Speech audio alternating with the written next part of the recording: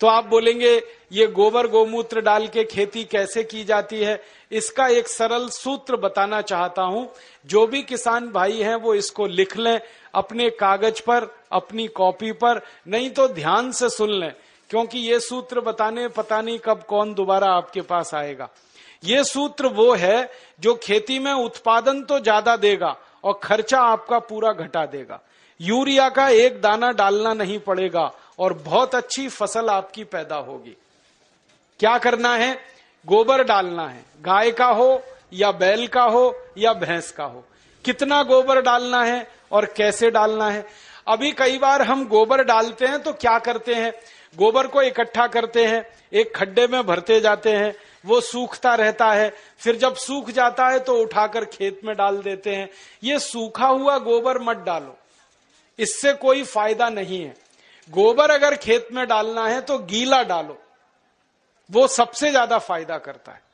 ऐसे में एक बात समझाऊं आपको, मैं आपको एक सूखी रोटी दूं खाने के लिए, आप जल्दी नहीं खा पाएंगे, और उसी रोटी को दूध में डाल के दे दूं फटाफट खा लेंगे। एक सूखी रोटी दे दूं नहीं खा पाएंगे, दाल में डाल के दे दूं जल्दी खा लेंगे। गीली चीज जल्दी हजम होती है, मिट्टी को भी और शरीर को भी। तो खेत की मिट्टी में गोबर डालो तो गीला करके डालो। आप बोलेंगे कैसे करना है? 1 एकड़ खेत अगर हमारे पास है मान लो, तो 1 एकड़ खेत के लिए 15 किलो गोबर चाहिए, गाय का या बैल का या भैंस का। अब 15 किलो गोबर चाहिए और 15 लीटर मूत्र चाहिए, गाय का या तो बैल का या तो भैंस का। अब आप कहोगे गोबर इकट्ठा करना तो आसान है, मूत्र कैसे इकट्ठा करें? मूत्र इकट्ठा करना भी आसान। गाय बैल भैंस जब मूत्र देते हैं ना तो उसका समय एकदम पक्का है। गाय के बछड़े और बछड़ी को दूध पीने के लिए छोड़ो, तुरंत पेशाब करती है, डब्बा लगा के भर लो। ऐसे ही बैल करता है, ज्यादा देर बैठ के बैल खड़ा होगा, पेशाब करेगा, डब्बा भर लो। तो मूत्र ऐसे इकट्ठा कर सकते हैं। दूसरा एक तरीका है कि जहां जानवरों को हम रखते हैं वहां पत्थर बिछा दो, ईंट बिछा दो, थोड़ा पक्का कर दो, सीमेंट लगा दो, ढाल बना दो, एक नाली बना दो, नाली में खड्डा बना दो, तो जो भी मूत्र गिरेगा वो खड्डे में इकट्ठा हो जाएगा। और गाय के मूत्र की, बैल के मूत्र की, भैंस के मूत्र की विशेषता है कि इसकी एक्सपायरी डेट नहीं होती, ये खराब ही नहीं होता। 1 साल, 2 साल, 10 साल, 20 साल, 50 साल कभी खराब नहीं होता। तो भरे रहा है गड्ढे में, कोई फर्क नहीं पड़ेगा, बस उस गड्ढे में से उठाते रहो। 15 किलो गोबर, 15 लीटर मूत्र, दोनों को मिला लो, हाथ से ही मिला लो। एक प्लास्टिक का ड्रम ले लो, उसमें मिला लो। मिलाने के बाद इसमें 1 किलो गुड़ डाल दो, गुड़। और गुड़ ऐसा डालना जो पुराना हो, जिसको कोई खाता ना हो, काला काला हो जाता है, एकदम पानी जैसा, जिसको हम छूना भी पसंद नहीं करते, वो गुड़ इसमें डाल दो 1 किलो। और 1 किलो डाल दो कोई भी दाल का आटा या चोकर। चोकर समझते? गेहूं का आटा छानने के बाद जो निकलता, क्या कहते हैं उसको? चोकर कहते हैं। वो डाल दो 1 किलो। या अगर सस्ती दाल हो घर में उत्पादन की हुई तो उसको पीस के 1 किलो डाल दो। तो 1 किलो चोकर या 1 किलो दाल का आटा। और इसमें डालो 1 किलो मिट्टी। मिट्टी कहां से लानी है? पीपल के पेड़ के नीचे की मिट्टी या बरगद के पेड़ के नीचे की मिट्टी। तो 1 किलो मिट्टी, 1 किलो दाल का आटा, 1 किलो गुड़, 15 लीटर मूत्र, 15 किलो गोबर, ये 5 चीजें एक ड्रम में मिला दो।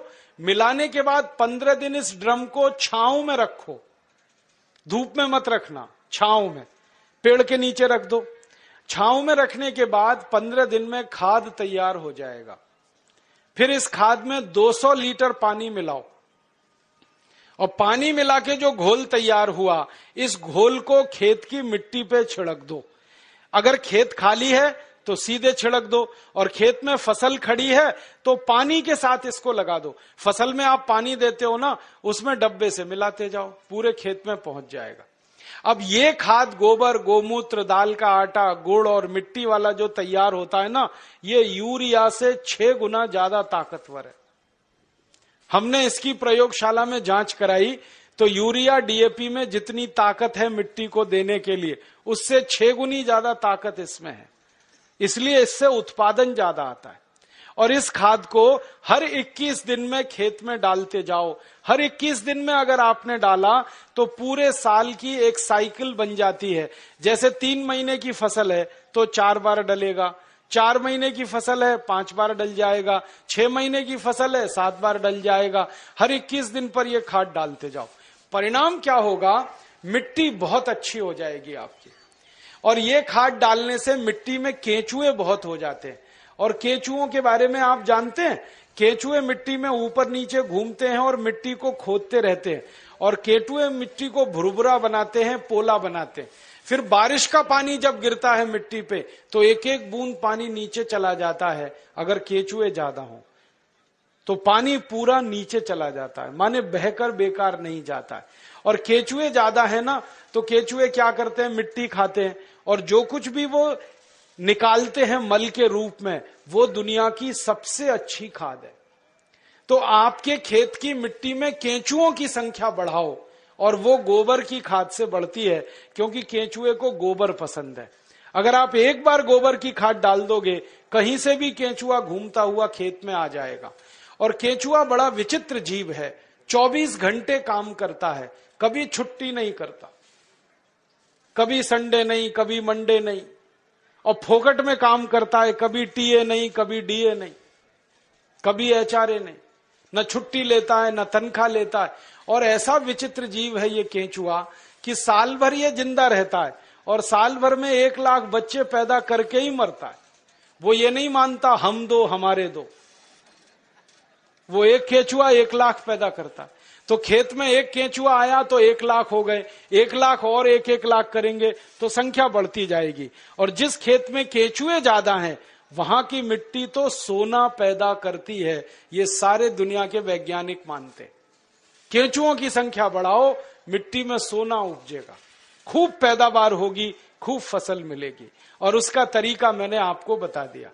अब 2-3 मिनट में एक और बात कह के मैं व्याख्यान खत्म करूंगा, समय हो रहा है।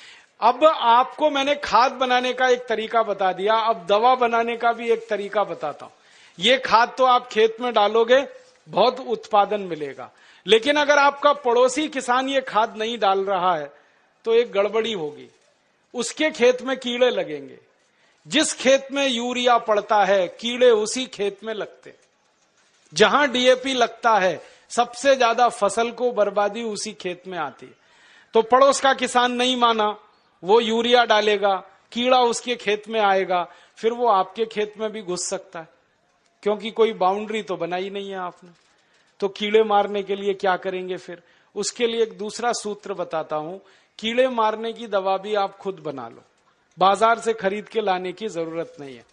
20 लीटर मूत्र ले लो किसी भी जानवर का, गाय का हो, बैल का हो, भैंस का हो, किसी का भी हो। अब इस 20 लीटर मूत्र में 2 से 2.5 किलो नीम के पत्ते पीस के डाल दो। नीम तो है, सब गांव में है। नीम की निम्बोली भी आती है, तो निम्बोली पीस के डाल दो, नहीं तो नीम के 2.5-3 किलो पत्ते पीस के डाल दो। फिर एक सीताफल का पेड़ होता है, देखा है, उसके पत्ते पीस के डाल दो 2-2.5 किलो। फिर एक पेड़ होता है, उसको आकड़ा कहते हैं, कहीं कहीं आक कहते हैं, कहीं आकड़ा कहते हैं, उसको अकौआ भी कहते हैं, तो उसका 2.5-3 किलो पत्ता पीस के डाल दो। फिर और एक पेड़ होता है जिसको हम लोग कहते हैं बेशरम, आप पता नहीं क्या कहते हैं। ये कैसा होता है मैं बताता हूं। बेशरम कहते हैं, समझते हैं, बहुत अच्छा। पान के जैसा पत्ता होता है, बिना बीज के होता है, बिना पानी के, इसलिए बेशरम कहते हैं उसको। हर गांव में होता है।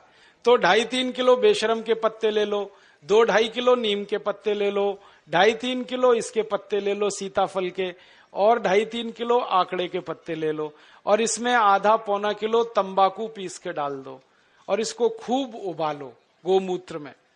उबालते समय इसमें एक काम और कर सकते हैं, आधा किलो लहसुन पीस के डाल दो, आधा किलो खूब तीखी मिर्च पीस के डाल दो, और उबाल के इसको ठंडा कर लो। ठंडा करके इसको छान लो।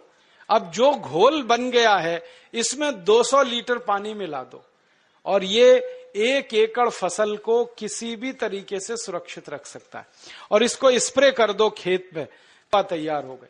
अब इस दवा को जब छिड़कना है तब छिड़क लो, बना के रखना है तो बना के रख लो। एक एक साल, दो दो साल ये दवा खराब नहीं होती, क्योंकि इसमें कोई भी ऐसी चीज नहीं है जिसकी एक्सपायरी डेट हो।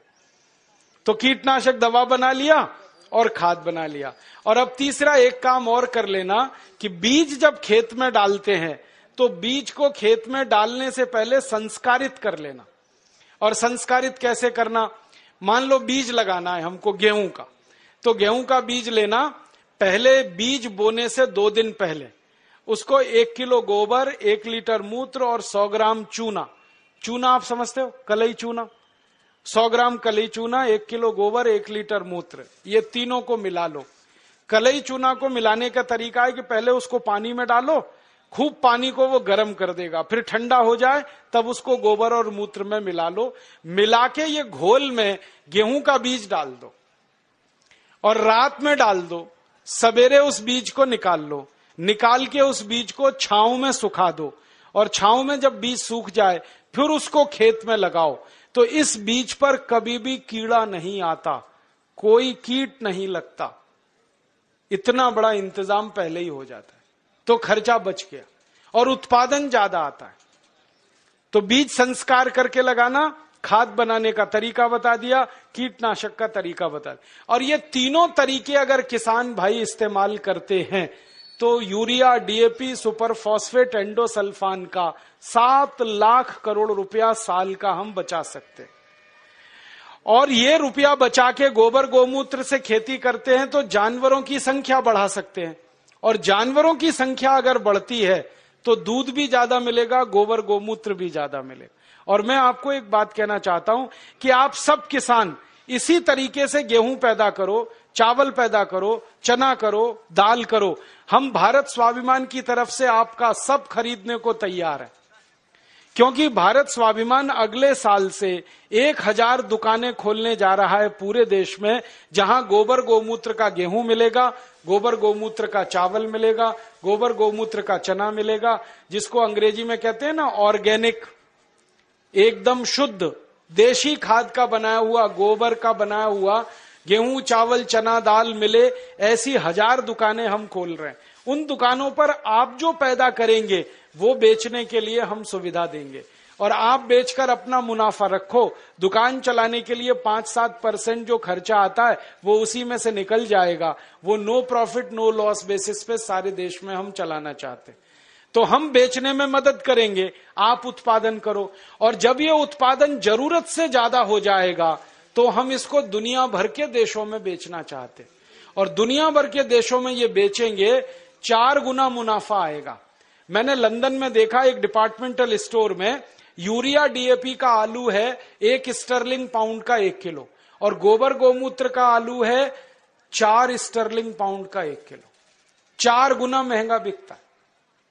मेरे कई दोस्त हैं, वो किसान हैं, महाराष्ट्र में आम की खेती करते हैं।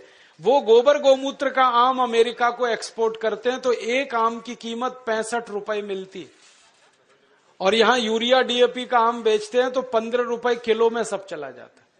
कहां 65 रुपए का एक आम, कहां 15 रुपए का 1 किलो। तो मैं चाहता हूं कि सारे किसान जिनके पास सरप्लस प्रोडक्शन हो, उनको एक्सपोर्ट लाइसेंस उपलब्ध हो, तो सारी दुनिया में हम ये माल बेच सकते हैं।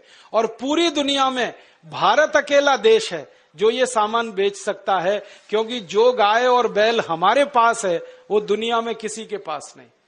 दूसरे देशों के पास जो गाय है वो जर्सी गाय है, होलेस्ट्रियन और फ्रीजियन है, उसका गोबर ही काम का नहीं है, वो बिल्कुल बेकार, उसका मूत्र भी काम का नहीं। देशी गाय है ना, उसी के गोबर में ताकत है। जर्सी और विदेशी गाय का गोबर तो बिल्कुल बेकार है। तो इसमें जब गोबर लेना तो देशी गाय का, और मूत्र लेना तो देशी गाय का। और एक छोटी सी आखिरी बात कहता हूं किसानों के लिए, कि जिस गाय का गोबर गोमूत्र खेत में डालो 7 लाख करोड़ बचे, इसी गाय का, देशी गाय का मूत्र अगर आप पीना शुरू करो तो 6 लाख करोड़ और बचेगा, बीमारी ही नहीं आएगी। और गाय का मूत्र पियो तो सब बीमारी मिट जाएगी। मैं पिछले 12 साल से परीक्षण करता हूं, 48 बीमारियां हमारे शरीर की ऐसी हैं जो गाय के मूत्र से जड़ से ठीक हो जाती हैं। Tuberculosis, diabetes, arthritis, osteoarthritis, rheumatoid arthritis, bronchitis, bronchial pneumonia, ऐसी खतरनाक 48 बीमारियां गाय मूत्र पीने से जड़ से ठीक हो जाती है। आप बोलेंगे कैसे पीना है? आधा कप गाय का मूत्र सवेरे सवेरे खाली पेट पीना है, सवेरे सवेरे रोज बस, और देशी गाय का पीना है। 3-4 महीने लगातार पी लो, सब बीमारी मिट जाएगी। आंखों में बीमारी है तो 1-1 बूंद गाय का मूत्र आंखों में डाल लो, आंखों की बीमारी मिट जाएगी। कान में बीमारी है, कान में डाल लो, कान की बीमारी मिट जाएगी। सिर के बाल अगर झड़ते हो और बहुत ज्यादा रूसी आती हो, डैंड्रफ, गोमूत्र को पानी में मिला के बाल की मालिश कर लो, वो भी बीमारी मिट जाएगी। पांव में ठेक पड़ जाती हैं कई बार, और पांव कट जाते हैं, फट जाते हैं, क्रैक्स, गाय मूत्र की मालिश करके रात को सो जाओ, ये बीमारी भी मिट जाएगी। खाज हो जाए, खुजली हो जाए, गोमूत्र की मालिश करो, खाज खुजली मिट जाएगी। दाद हो गया, एक्जिमा, सोराइसिस, उस पे मालिश करो, वो भी मिट जाएगी। ऐसी बीमारी नहीं जो गोमूत्र से ना मिटे। बस इसको पीना है और लगाना है। अब बहुत लोग कहते हैं गोमूत्र पिएंगे कैसे, उसमें बास आती है। तो मुझे ये बताओ, दारू कैसे पी लेते हो? उसमें तो और भी बास आती है। दारू की बोतल पे बोतल गटक सकते हैं, तो गोमूत्र क्यों नहीं पी सकते? बस आधा कप पीना है। और आपको एक बहुत अच्छी बात बताता हूं कि जो लोग आधा कप गोमूत्र रोज पी सकते हैं, उनकी दारू छूट जाती है, क्योंकि गाय के मूत्र में भी सल्फर है और बहुत अधिक मात्रा में। दारू छूटती है, बीड़ी छूटती है, शराब, गुटखा, मावा, पान पराग सब छूट जाता है। और कभी कभी मुंह खराब हो जाता है ना, गुटखा खा खा के, और इतना खराब हो जाता है कि मुंह में फोड़ा हो जाता है, जिसको हम कैंसर की पहली स्टेज कहते हैं। उसमें गोमूत्र मुंह में भरो, ऐसे ऐसे मुंह में भर के उसको घुमाओ और कुल्ला करना शुरू कर दो, वो फोड़ा भी मिट जाता है। लेकिन इसका मतलब ये नहीं है कि गोमूत्र से मुंह का फोड़ा मिटा के फिर गुटखा खाएं, छोड़ देना ही अच्छा है। तो आप इस गोमूत्र का दवा के रूप में इस्तेमाल करो, व्यसन को छोड़ने में इस्तेमाल करो, शरीर की बीमारियों को दूर करने में इस्तेमाल करो। माताएं बहनें यहां बैठी हैं, उनको एक बात बताने का दिल कर रहा है कि बहुत सारी माताओं बहनों को जब गर्भावस्था होती है ना, तो डॉक्टर कई बार कहता है कि सीजेरियन ऑपरेशन कराओ, नहीं तो बच्चा नहीं आएगा। और उसके 20 बहाने वो बताते, कभी कहेंगे जगह छोटी है, कभी कहेंगे ये बीमारी, कभी वो ये। आप कुछ मत करो, बस एक काम करना, किसी गाय की बछड़ी का मूत्र लेना आधा कप, और उसमें 100 ग्राम गोबर उसका घोल लेना। गोबर मूत्र घोल के उसको कपड़े से छान लेना। और जिस मां को गर्भावस्था है और डॉक्टर चिल्ला रहा है कि ऑपरेशन कराओ, ऑपरेशन मत कराना, वो पिला देना उसको। 2-3 घूंट सुबह, 2-3 घूंट दोपहर, 2-3 घूंट शाम। रात को बच्चा अपने आप बड़े आराम से बाहर आ जाएगा, कोई ऑपरेशन नहीं करना पड़े। मैंने हजारों माताओं बहनों की डिलीवरी इस गोबर गोमूत्र से फोकट में कराई। और ये गोबर गोमूत्र में इतनी ताकत है, मैं आपको एक मेडिकल टर्मिनोलॉजी को सरल भाषा में समझाता हूं। बच्चा कई बार उल्टा हो जाता है गर्भाशय में, तो डॉक्टर कहते हैं अब तो कोई इलाज नहीं, काटना ही पड़ेगा पेट। गोबर गोमूत्र की 3 डोज दे दो, वो उल्टा बच्चा सीधा हो जाता है। गाय के मूत्र में इतनी ताकत है, इसलिए आप इसको पीना शुरू करो, पिलाना शुरू करो। इसका इलाज सबसे अच्छा है, खर्चा कुछ नहीं है, पैसे कोई जाने वाले नहीं, गाय अपने पास है। अब मैं क्यों कह रहा हूं ये बात, बार बार आप गाय का मूत्र पियोगे, अपनी बीमारी ठीक करोगे, तो आपके मन में गाय के प्रति श्रद्धा बढ़ेगी। अभी तक तो आप दूध पीते थे, लेकिन दूध तो गाय हमेशा देती नहीं है, तो उस गाय को कसाई को बेच देते हैं। अब मूत्र तो जिंदगी भर देगी। तो मैं किसानों से कहता हूं, गाय को दूध के लिए मत पालो, मूत्र के लिए पालो। दूध मिले तो बोनस है, मूत्र असली है। और जो गोमूत्र पीना शुरू किया, आंख में डालना शुरू किया, बीमारी मिटती है। आंखों की एक बीमारी है जो दुनिया में कभी ठीक नहीं होती, उसको रेटिनल डिटैचमेंट कहते हैं। अमेरिका में भी इलाज नहीं है उसका। और एक ग्लूकोमा, बिना ऑपरेशन ठीक ही नहीं होता। ये दोनों बीमारी 1-1 बूंद गोमूत्र से 3 महीने में जड़ से मिट जाती है। जिनको चश्मे चढ़ गए हैं ना, चश्मा उतारना है तो गोमूत्र डाल लो तो चश्मा उतर जाता है। सब तरह की बीमारी आपकी खत्म करता है गाय का मूत्र, क्योंकि गोमूत्र में 18 तरह के रासायनिक तत्व हैं। सल्फर उसमें है, कैल्शियम उसमें है, आयरन उसमें है, मैग्नीशियम उसमें है, मैग्नीज उसमें है, भगवान के दिए हुए हैं, प्रचंड मात्रा में है, मुफ्त में है और बिना किसी साइड इफेक्ट के। तो गोबर गोमूत्र को खेत में डालो तो यूरिया का खर्च बचेगा, शरीर में पियो तो 6 लाख करोड़ की बीमारी का खर्च बचेगा। तो खाली गाय से ही 1 साल में इस देश का 15 लाख करोड़ का फायदा हम करा सकते हैं। और ये ताकत हम में से हर किसान में है, और ये ताकत का अंदाजा किसानों को लग जाए तो भारत देश को सोने की चिड़िया बनने से कोई नहीं रोक सकता, और हमको आगे आने से कोई नहीं रोक सकता। हम तो पैदा करके दुनिया को खिला सकते हैं, इतनी ताकत गाय के गोबर और मूत्र में। बस अब एक काम करना, एक संकल्प ये लेके यहां से उठना कि गाय पालेंगे, उसको कसाई को नहीं बेचेंगे। मुझे दुख इस बात का है, गाय पालता है हिंदू, काटता है कसाई। क्यों? हिंदू बेच देता है, कसाई काट देता है। और हिंदुओं को पूछो भाई गाय क्यों बेची, कहने लगे जी दूध नहीं देती। दूध तो थोड़े दिन के बाद अपनी अम्मा भी नहीं देती, उसको भी बेचोगे? गाय अपनी मां के जैसी है, उसको कभी बेचना नहीं, किसी कसाई को देना नहीं, बहुत पाप पड़ेगा। अगर उसकी मृत्यु होती है तो ऐसे ही उसका अंतिम संस्कार करो जैसे अपने घर के लोगों का किया जाता है। अच्छा सा खड्डा खोद के उसको गाड़ दो। और मैं तो एक तरीका बताता हूं कि गाय मर गई तो उसका चमड़ा कभी मत उतारना, बहुत पाप लगता है। उसको ऐसे का ऐसा ही दफन करना, खड्डा खोद के, और जहां गाय को दफन किया वहां आम का एक पेड़ लगा देना। 3 साल में वो पेड़ इतने फल देगा कि आप तोड़ते तोड़ते थक जाएंगे। मैंने ये किया है, गाय का शरीर जिस मिट्टी में दफन हुआ वहां आम का पेड़ लगा दिया और दूर एक दूसरा आम का पेड़ लगा दिया।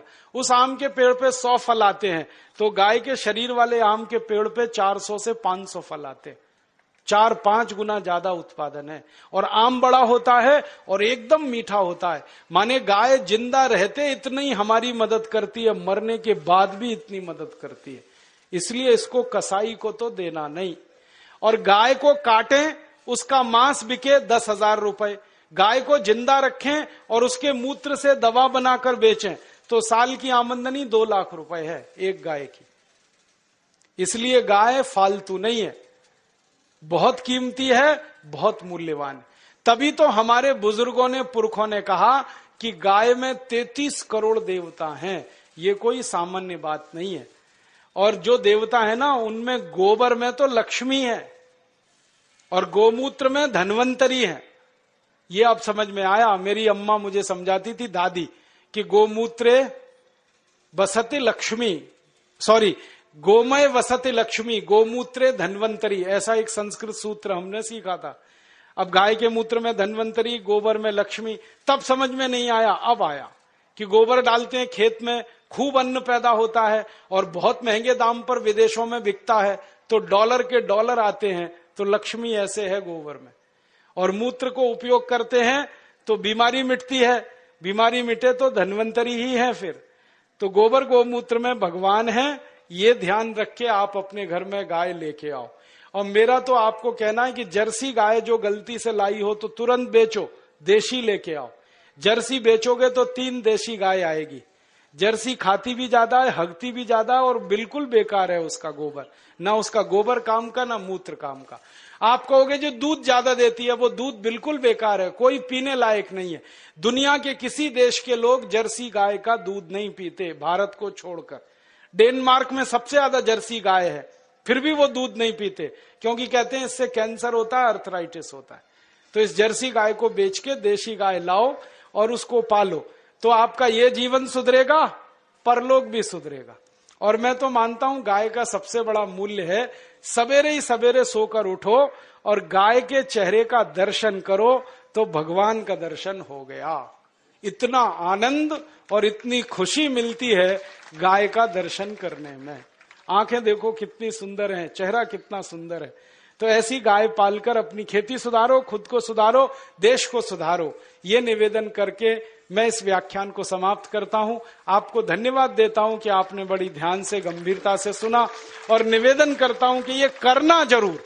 अच्छा, ये बताओ करोगे? कौन कौन करेगा? जरा हाथ तो उठाओ। बहुत बढ़िया।